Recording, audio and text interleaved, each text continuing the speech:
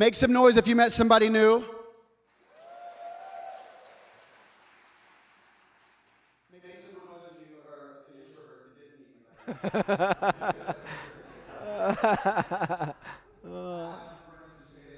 meet to the bathroom because just a little bit shy. But if you do want to connect and meet new people or just want to have some free food, please go over to the Peace Chapel after the service for our After Dark mixer. It's not as scary as it sounds, I promise you. It's just food. The lights will be on.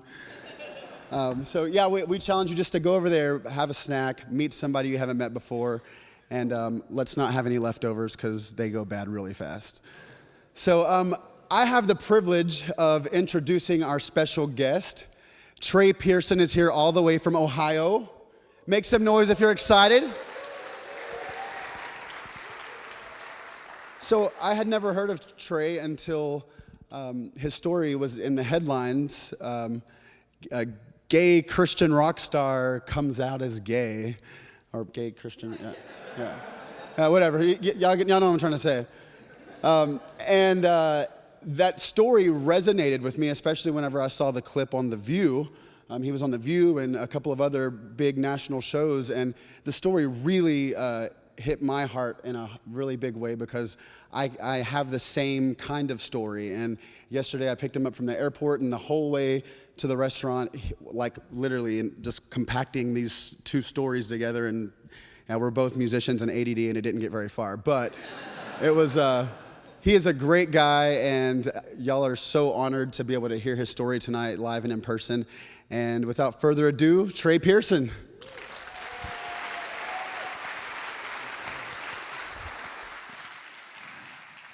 Good evening.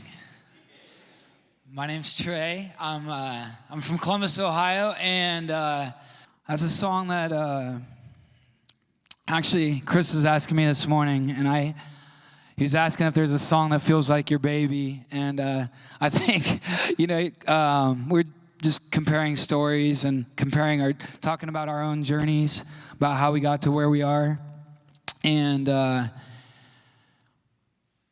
that song to me is a song about realizing that there's two different kinds of light in life. There's a lightness to life that everything's sunny, everything's perfect, everything's grand, and that's great. And sometimes you can get a lot of that kind of feel, whether it's a sort of just a brainless pop song or, whatever. But then there's another kind of light. There's another light that comes on the other side of the darkness, the other side of the heavy. And once you've gone through it, because you can't get around it, there's this lightness that comes that is the most freeing feeling you can ever experience. And that's what that song's about. And it's about a new beginning, this new horizon. And it's not just a silver lining, but it's a silver horizon because it's the beginning of something new. Are you with me? I have a feeling there's a lot of us that can probably relate here this evening. This church blows my mind. I've never seen anything like it until a little over a year ago. I'll back up a little first. How many of you, by a raise of hands, how many of you grew up in a Christian church, Christian home, Christian environment where you came to a point in your adolescence where you felt like it wasn't okay to be who you were? Anybody? Okay. Are you with me? And but how many of you also grew up so in love with this idea of Jesus? This idea of the fact that there's a God who loves all the little children in the world. And you grew up believing that there's this God that loves you. And how many of you guys just grew up with that? A lot of you, yeah. And so at one point in your life, those two started to not make sense.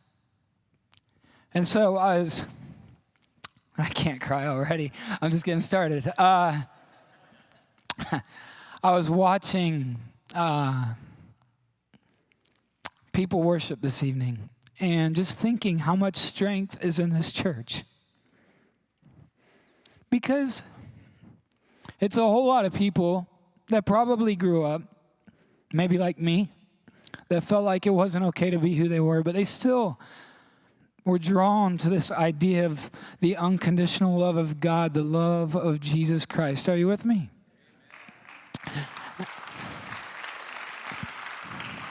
It's beautiful. It's beautiful to see that people decided, no, that's not the end of my story. That's not the end of what you can say about my love for Jesus. And to see a church that planted out of that is strong out of that, that's some unbelievable strength. And it's an honor to be here. My name is Trey Peasron. I grew up in Columbus, Ohio. I grew up in a super conservative Christian home. I'm sure none of you can relate. I grew up believing God loved me. I grew up believing that, God made man and woman, and they were meant to be together. And anything outside of that was outside of God's will for me. And I grew up in love with Jesus. I was that kid as a teenager that read the entire Bible. And besides the million times you hear the same passages in church, I was the kid that read the entire Bible by myself, front to back, Genesis to Revelation, 6 times over. I memorized the book of James. I memorized scripture. I was in Bible Bowl. What nerdy teenage kid is in Bible Bowl? You go and you hit a buzzer because you know the Bible verse. Whatever. It's so good. And I grew up wanting to know, at some point, as a young boy, wanting to know, what is this feeling of being in love? Wanting to know, what is it to be in love? I realized at a pretty young age, as adolescence hit, that I had these feelings for my best friends, for other boys, but I felt like those can't be sexual. That's just, those can't be romantic because that's my best friend. That's my friends, and that's not how God made me. So just waiting to want to know what it's like to fall in love with a girl. What does that feel like? And so I searched for that. Probably about the age of 13, I fell in love with a passage in the Bible, which I'm sure a lot of you know. In 1 Samuel 18, chapters 18 through 20, there's this beautiful story about the friendship of Jonathan and David. And after David slays Goliath, for some reason he moves in with the king, and it talks about how David becomes one in spirit with the king's son, Jonathan. And those whole 3 chapters are absolutely beautiful. And I think, in my mind, I came to this place where I decided, you know what? If I could just have that kind of friendship, then I wouldn't have to be gay. And so I searched for that kind of friendship. Literally, I've searched for that since I was that age, through adulthood, through coming to a place where I dated a few girls, and I had girlfriends, and most of them were actually pretty long-term, but I honestly never even made out with a girl before I got married. I got married to a girl, and so I just thought, hoped, fingers crossed, prayed that on my wedding night, everything would just magically work. And it didn't. And very quickly, I realized, are there kids in here? I don't know. I don't want to be too graphic. I realized where my mind would have to go to try to be what my wife needed me to be. And I loved her. I cared about her. And when you grow up not knowing what it's supposed to feel like to fall in love, you assume that your experience must be what it's supposed to feel like. And so I found myself in a situation where I'd committed my life before God, my family, my friends. our family, our friends, our church family. And I thought, this just has to get better. And it didn't. But I think I would compartmentalize things and justify things. Oh, only if this got a little better, then maybe it would be okay. And all of a sudden I found myself over 7 years into a marriage with 2 children, realizing that the same issues that I had my very first week of marriage, that none of it had changed, that I still had the exact same issues over 7 years later, and 2 kids. And so a little over a year and a half ago, my life hit the fan, if you will. I came to a place where I realized that I was never going to be what my wife needed me to be as a husband. And I always thought that if I could just do this for her, for our kids, until I came to realize, and someone very helpfully pointed out to me, that it's not just you that is being destroyed by this. It's your wife that's being destroyed by this, because you aren't able to be what she needs you to be. And so for the first time in my life, I reached out to an affirming pastor friend of mine, and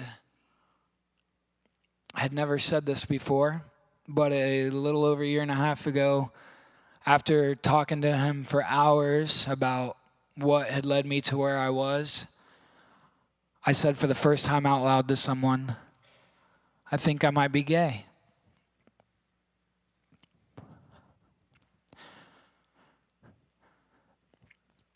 I mean, we could talk for a long time about the damage it could do to somebody to suppress that your entire life, to never be able to say that. And then all of a sudden, as a grown man, married with 2 kids, for the first time in your life, to admit that to yourself, let alone anyone else.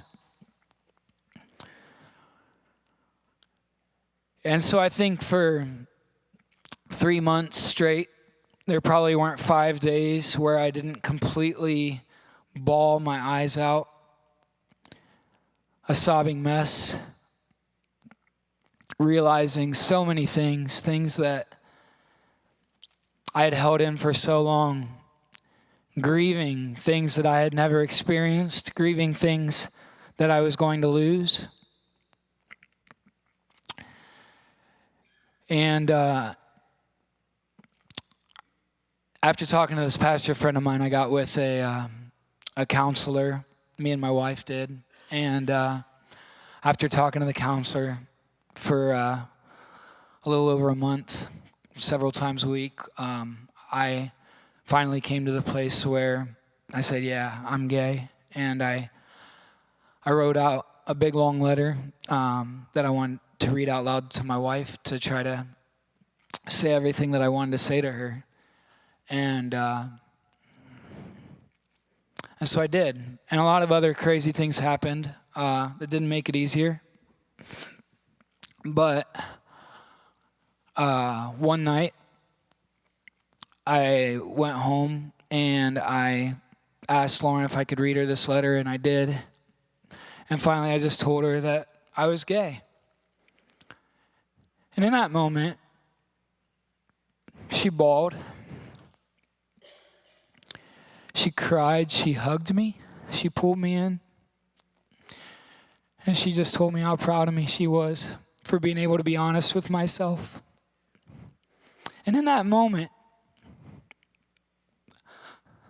I was set free. I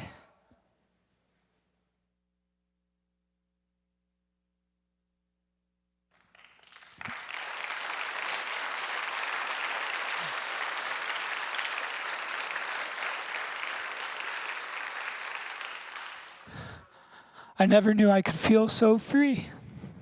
This thing that had enslaved me. There's a place in the scriptures where it talks about the fruits of the Spirit. And Paul says, do not be burdened by this yoke of slavery. I had been so burdened by this yoke of slavery for my entire life. And in that moment, to be able to be set free. And then I look at this church, and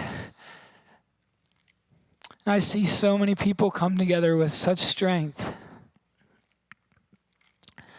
I signed a record deal with my band after my first year of college. I was on a Christian record label and a Christian band. And I don't do too well with using Christian as an adjective to describe restaurants or movies or bands. But all of a sudden I started touring around the world and playing in thousands of different churches. I've been in all 50 states and 20 countries. And there's this thing that happens when you see the world. And even when you see different churches, different denominations, and you realize that not everybody thinks the same way. Not everything works the same way. Another thing that I found in my own search for understanding my faith that I'd grown up with and things that didn't make sense to me was often this sort of, I don't want to be rude, but sometimes you get the feeling in some of these churches, some of the environments you come into, that there's a sort of these certain things that you just don't talk about. Or, it's like when this church doesn't drink, but like everybody in the church drinks, just nobody does it in front of each other or doesn't talk about it. Anybody? Amen? Yeah? Grow up in front of that? I did. And all of a sudden, I'm in my 20s and find out everyone drinks. I'm like, what?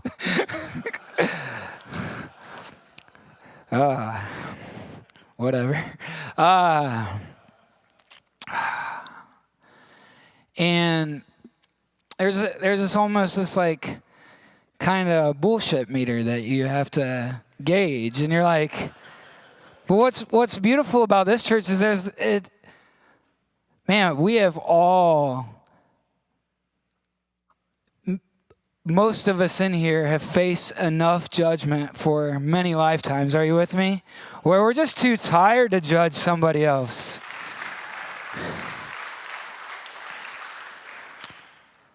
It's exhausting. And when you finally get free from it and you just like, I'm just at this point now where I'm just like, yeah, so my life hit the fan. I was on a Christian record label. I had left my Christian record label. I come out of the closet to my wife, myself, my family. And all of a sudden I was trying to figure out another thing about church is gossip. And when you've played in thousands of churches, gossip goes real fast. Did you hear Trey's gay? So I thought, pretty quickly, I was like, well, I kind of feel like maybe I should say something on my own terms, try to tell my own truth in my own way. And so a few months after I had come out to myself and my family, I've been very blessed and lucky to have some amazing mentors in my life that have really helped me on my own journey.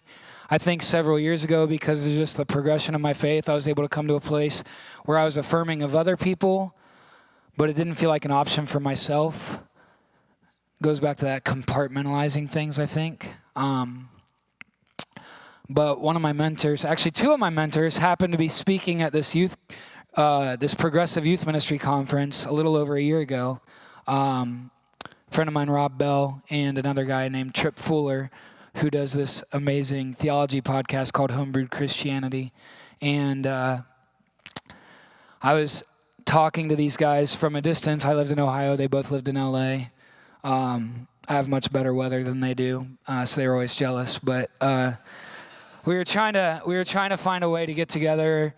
And I saw they were both going to be speaking at this conference, and they invited me to come spend a few days with them. And so February of last year, I found myself at this church. And I couldn't believe it. This was 3 months after I had come out to myself and my family. And I'm at this church where there's a gay pastor and a few gay people in the church. And it blew my mind. And I met Neil when I was here. And it was just really this amazing, affirming experience. And at that time, I was trying to figure out, hey, lots of people are already hearing that I'm gay. I feel like I should say something at some point. And I had an opportunity come my way. And I talked to Rob and Tripp about it both over that course of a few days. And they encouraged me to go ahead and really put my energy into telling my story the best way I could. And so I did. And on May 31st of last year, it was supposed to come out June 1st, but it sort of leaked online early, which is a weird thing. I still don't understand how that works. But I came out on the cover of this Columbus magazine called 614 and came out to the world and told them that I'm gay. And it was maybe, besides the night I came out to my wife, it was the most liberating experience I'd ever felt, because when you've been through what so many of us have been through, when the deepest, hardest thing that you've ever had to deal with is out there, what is there that you can't face? You know?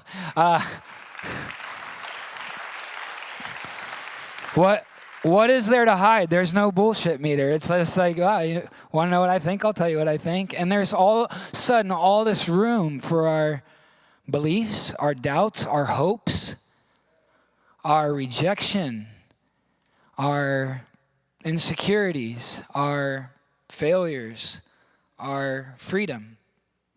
And to have a space where you can be who you are and come as you are and love your neighbor without judgment, that's almost like what Jesus was asking us to do. You know? Are you with me? Yeah. And so I've been in a lot of churches over my career where I've felt in a lot of just conferences and environments where I felt like, man, what does this have to do with following Jesus? Is this right? Are we doing this right? And so, yeah, it's an honor to be here and be with you guys and to be able to tell my truth, because I realize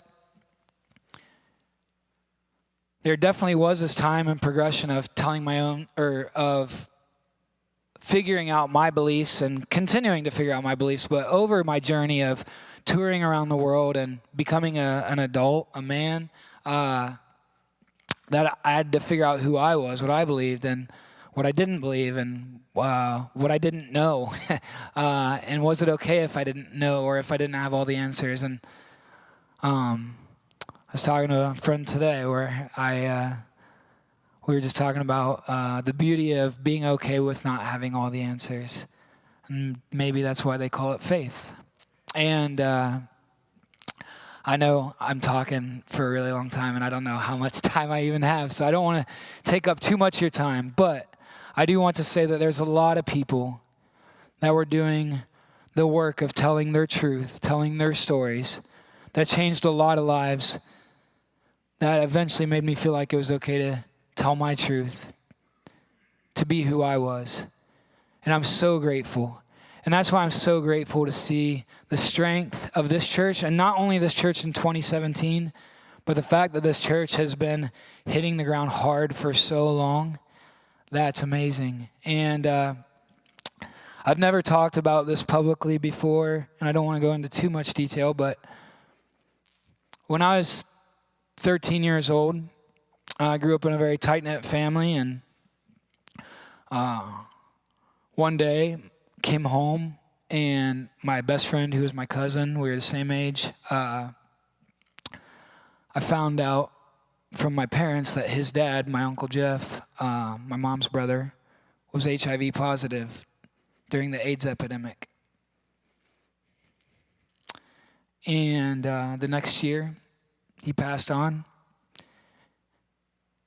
And our family had a lot of different stories of why that happened. But one thing our family never did was deal with it. We never processed it. We never allowed ourselves to consider why he went through what he went through. Maybe why he didn't feel like it was okay to be who he was. And so, because I think for a lot of reasons, because our family didn't deal with it, I think maybe for the first time I actually understood what a family curse might look like. And I realized, having 2 kids myself, 4 nieces, 4 nephews, that I refuse to stay silent. I refuse not to tell my truth. I refuse to be quiet.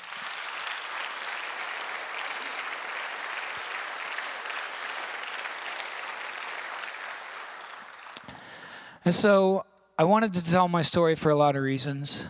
And I continue to tell my story for a lot of reasons. I came out May 31st last year. It's been almost 1 year. And I stand up here living in my truth, being my most authentic, best self. And it's the most amazing feeling in the world. And everybody has their baggage. And people ask me how I'm doing. And I think I don't know always how to answer that question. Because, to be honest, I'm doing pretty awesome. I'm obsessed with my kids. I have a great relationship with my kids. I miss them right now. They were with me till Monday. I flew here Tuesday. Me and my ex-wife, we share our kids 50-50. I'm doing what I'm passionate about.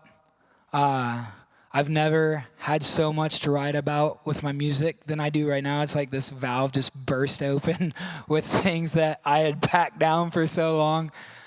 And so I love it. But it's not without scars. It's not without loss. It's not without pain. And that's okay. It sucks. It shouldn't be the way it is, but it's getting better. Are you with me? And the reason it's getting better is because people are telling their stories. There's so much power in telling your truth. And again, that's the beauty of a place like this space right here. No reason to hold anything back, right? We come as we are, and we still say, God, we're on a ball spinning in space. What is going on? Thank you. And I'm gonna end. If I don't cry, I'm gonna try to get through it. I'm gonna sing a song for you guys that I've never performed before, and it's gonna be coming out on my album next month. Actually, haven't announced this yet, but the EP is gonna be called "Love Is Love," and this next song is how I'd like to close. Speaking of Rob Bell, you guys know who Rob Bell is? Some of y'all? He's amazing. He had a book come out. Is today Wednesday? Okay, it came out yesterday. It's called What is the Bible? Everyone, please go to whatever bookstore and get it. They need to get it here. I checked, they don't have it yet, but they will. He has this podcast called The Robcast, and when he first started it, he had this sermon on there, basically, called The Good Grief. And the idea was that no matter how good change comes in life, even when it's the best thing for you, when you change seasons in life, there's something that you're leaving behind to be grieved. And you can't get around it, but you have to go through it. And you have to allow yourself to grieve. And so am I doing good? Yeah, I'm doing good. But there's still a lot of loss. There's still this realization that there's some people that I love unbelievably that don't accept me for who I am. And I'm sure a lot of people can relate to that feeling when you feel loved in spite of who you are and not for who you are. And so, even though I knew in coming out and owning my truth and accepting who I am, even though it's been the best thing that's ever happened to me, it's been the most freeing feeling I've ever felt, there's also been a lot to be grieved, a lot of loss in my life. And I know you guys are doing such amazing work here, but I would love to invite you to join in the work that I'm trying to do. And I'd just love to keep in touch with you. I do have a table out there. I'm going to hang out afterwards. I'd love to meet as many of you as I can. I have some stuff for sale. I'm trying to raise money to hopefully finish this album. But I really would love to meet you, and I'm going to be hanging out over across the way for food and stuff afterwards. But thank you guys so much. Appreciate it.